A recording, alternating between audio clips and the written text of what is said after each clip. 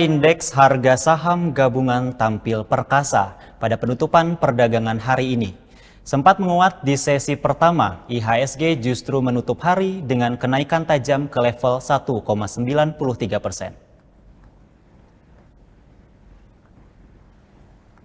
Rally panjang terjadi sepanjang perdagangan Rabu. Seluruh sektor terpantau kompak menghijau, dipicu oleh mendinginnya harga minyak mentah dunia dan stabilnya harga BBM domestik. Sektor barang baku dan konsumen siklikal tetap menjadi motor utama penggerak indeks. Investor asing tercatat melakukan aksi beli bersih yang cukup signifikan, merespon optimisme deeskalasi konflik di Timur Tengah serta rilis data ekonomi nasional yang stabil. Dengan kenaikan hampir 2% ini, IHSG berhasil menembus level psikologis baru dan memberikan angin segar bagi pasar modal Indonesia di awal bulan April. Dan untuk membahasnya kami sudah terhubung dengan Said Aulia Muhajir selaku Lokal Business Development Mirai Aset Sekuritas Indonesia. Halo Bapak Said, apa kabar? Halo, selamat sore. Selamat sore Kabar baik? Pak, sehat ya Pak? Kabar sehat, terima kasih Pak. Baik, Bapak, pasar tampaknya menyambut positif pengumuman tidak adanya kenaikan pada harga BBM subsidi. Apakah ini menjadi rebound yang solid bagi IHSG, Pak? Oke, baik. Terima kasih atas pertanyaannya Pak. Eh, yang pertama, menurut saya pemerintah memberikan kabar baik, itu benar untuk menjaga daya beli. Namun untuk melihat reboundnya IHSG, reboundnya pasar modal kita, khususnya pasar saham, kita perlu melihatnya lebih kompleks dan sedikit melihat ke belakang bahwa saat minyak naik akibat perang Iran dan USA meletus, itu sempat Brent harga minyak dunia naik ke sekitar 115-120, bahkan lebih. Nah, waktu terjadi demo besar di Amerika, 8 juta penduduk Amerika dari berbagai wilayah Amerika menuntut menghentikan perang, dan Presiden Donald Trump sepertinya tertekan dari demo tersebut. Dan setelah itu, Presiden Donald Trump mengatakan bahwa akan mengakhiri perang dalam 3 sampai 4 minggu ke depan, kurang lebih dalam bulan April. Dan setelah itu, terjadilah turunnya harga minyak, meredalah tensi geopolitik, dan itu adalah angin segar yang lebih besar impact-nya ke pasar modal, ke IISG kita. Jadi menurut saya, lebih besar efek dari turunnya harga minyak dunia akibat turunnya tensi geopolitik.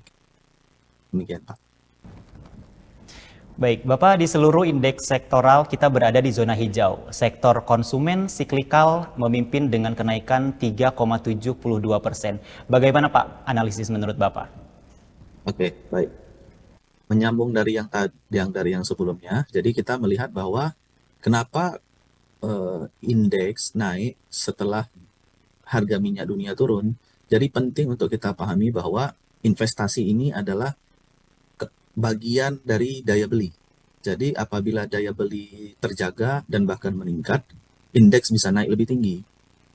Kebalikannya, apabila ada suatu sentimen ataupun keputusan-keputusan makroekonomi yang bisa menekan daya beli, akan berefek ke saham, ke indeks. Jadi saat ini dipimpin oleh sektor cyclical konsumen. Kenapa? Menurut saya, dengan turunnya BBM, itu meningkatkan daya beli.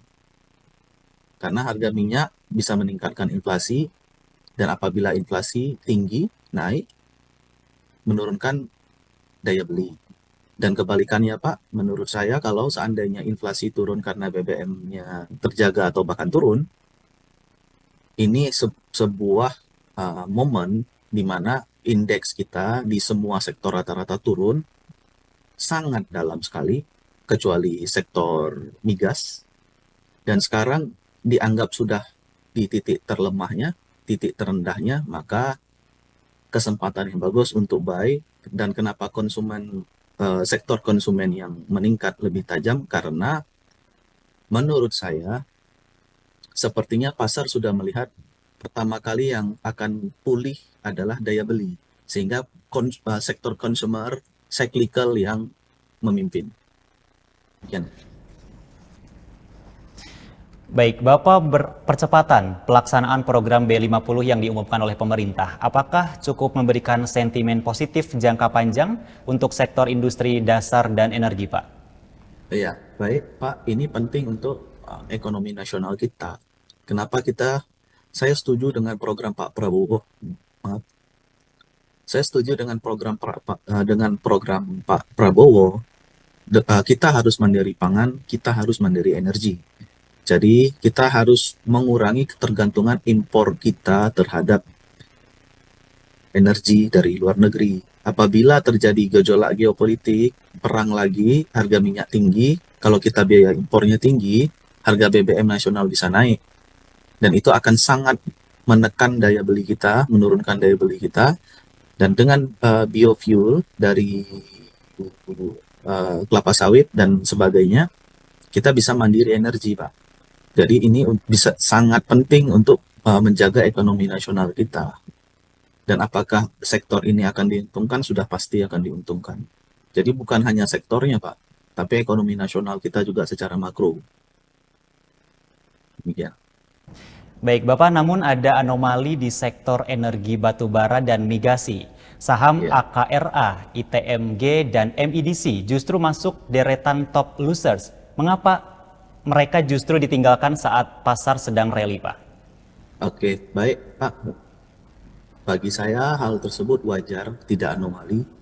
Kenapa? Ini sektor pergantian sektor. Ketika harga minyak naik, daya beli terancam turun, inflasi terancam naik. Yang diuntungkan adalah sektor minyak dan sektor migas dan batubara. Sedangkan sektor yang lain anjlok. Dapat dilihat dari IHSG kita selama 3 bulan ke belakang turunnya sangat tajam, dari berbagai sektor turunnya sangat tajam, termasuk perbankan, termasuk juga consumer goods, telekomunikasi dan sebagainya, terutama sektor-sektor yang berpengaruh terhadap daya beli. Saat ini terjadi optimisme pasar di mana daya beli akan terjaga dan bahkan naik, sehingga sektor yang dulunya menopang akibat naiknya energi itu berbalik arah. Karena dianggap harga minyak dunia akan lanjut turun, ekspektasi laba dari industri itu tidak setinggi saat minyak dunia di level 115-120. Jadi ini hal yang biasa, rotasi sektor. Baik, Bapak, teruntuk para investor, apa saja data yang harus diperhatikan investor pada perdagangan besok, Pak? Baik, untuk perdagangan besok penting untuk kita cermati situasi geopolitik di mana indikator utamanya sebenarnya bukan omongan Trump, tetapi omongan Trump itu yang kita lihat after itu adalah yang saat ini penting adalah harga minyak dunia. Penting untuk minyak dunia turun kalau IHSG indeks kita mau naik. IHSG gold dan minyak dunia itu sifatnya opposite, saling bertolak belakang. Harga minyak dunia dengan indeks saham itu juga sifatnya opposite. Jadi untuk minggu ini, bahkan untuk bulan ini, kita penting untuk melihat indikator yang pertama adalah harga minyak dunia. Kalau semakin turun, semakin bagus. Apabila minyak dunia sudah di bawah 100, ini benar-benar, kalau minyak dunia di bawah 100 dan cukup stabil, tetap di bawah 100, bahkan tetap turun, ini akan menjadi trigger utama. Indeks kita bisa naik, rebound dengan kencang, plus apabila nanti MSCI mensetujui proposal yang dikasih oleh Bursa Efek Indonesia. Ini akan menaikkan kembali minat investor asing masuk ke bursa kita. Baik, Bapak, saham apa saja yang perlu dicermati dan bisa masuk dalam watchlist perdagangan besok sebelum menutup pekan, Pak?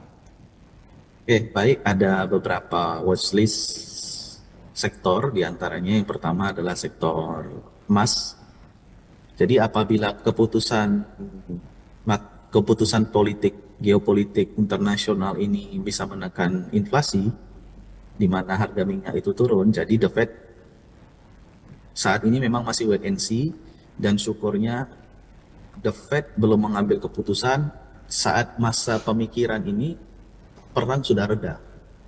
mulai reda, belum reda total, mulai reda sehingga harga minyak turun. Jadi inflasi dianggap bisa semakin terkendali, tidak jadi, atau mungkin lebih tepatnya lebih optimis untuk tetap menurunkan suku bunga.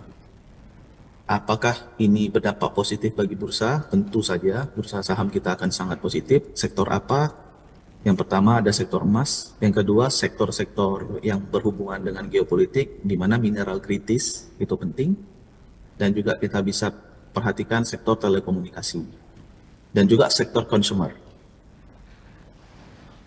Dan Baik, satu lagi, apabila nanti ini kalau boleh menambahkan, ada MSCI kita juga, proposal kita disetujui, MSCI optimis kembali, asing optimis kembali, kita bisa fokus ke sektor perbankan, di mana memang sudah sangat murah. Menurut saya, apabila semua pelaku pasar kembali optimis ke pasar kita, yang akan mungkin lebih memiliki trigger untuk naik adalah saham-saham blue chip yang under value di berbagai sektor. Ya.